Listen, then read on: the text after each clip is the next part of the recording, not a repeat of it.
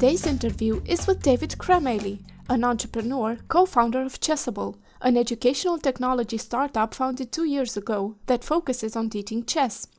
We asked David about his favorite books for both business and non-business. He replied, "This is a tough question. I have many favorites that can all be answers to this question. I'll go for The Lean Startup by Rick Rice for the business category. It has helped shape the way I work and build products by making me a believer in keeping things as lean as possible for as long as possible, while slowly improving and validating your product.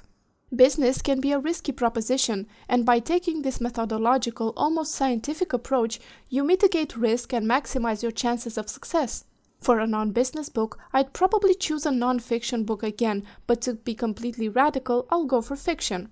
I really enjoyed Down and Out in Paris and London. I think it's meant to be a semi-autobiographical novel by George Orwell. I liked it because it was one of the books that had a big influence on the way I perceive and think about the world. Highly recommended."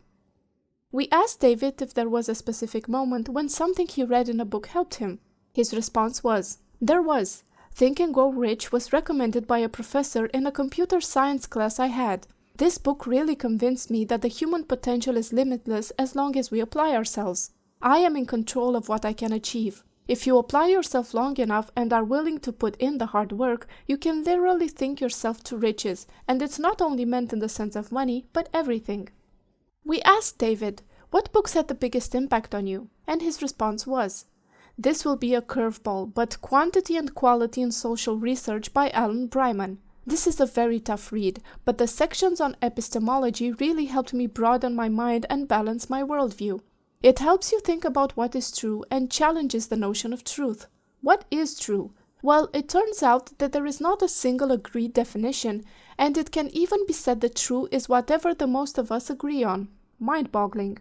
We asked David about the books he would recommend to youngsters interested in his professional path, and he gave us the following titles: Think and Grow Rich, Founders at Work, The Lean Startup, Mistakes Were Made But Not By Me, The Power of Habit, How to Win Friends and Influence People.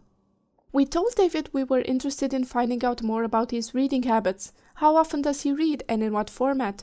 His response was, "I prefer paper books, but will read on Kindle and my phone if I have to. Last year, I got up to 27 books for the year, so about 2 a month.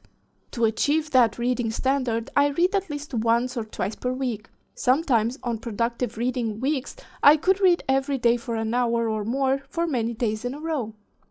We asked David, "How do you make time for reading?" And he said, "These days no one has spare time. We make time by prioritizing the things we really care about. I simply prioritize reading over everything else. I found a good time for me was either right before I sleep or perhaps easier while commuting or traveling somewhere." We asked David how he takes notes or if he has any other technique for conquering the torrent of information, and he said, "I believe a book can change you fundamentally from the core. There is no need to try and remembering everything. The most important bits will stick with you, and for those really special books, you can and should reread them. Sometimes I do take notes on my phone's notepad though. I do this when the authors recommend other books I might like, or the reading sparks a really cool idea for work or life." We asked David how he chooses the books to read next, and he said, "I use recommendations from books that I've really enjoyed. I also like to take recommendations from good friends or like-minded people that I know or have read about. Sometimes I'll pick something really random so as not to polarize my views, or at least I try to." We asked David, "Do you prioritize the books recommended by certain people? Is there anyone that you consider a book recommendations guru?" He replied, "No, I don't prioritize based on a specific person." For our last question, we asked David, "What book are you currently reading and what are you expecting to gain from it?" He told us, "I'm reading The Happiness Advantage, the 7 principles of positive psychology that fuel success and performance at work. I expect it to reinforce some positive psychology principles I know and help me put them into practice."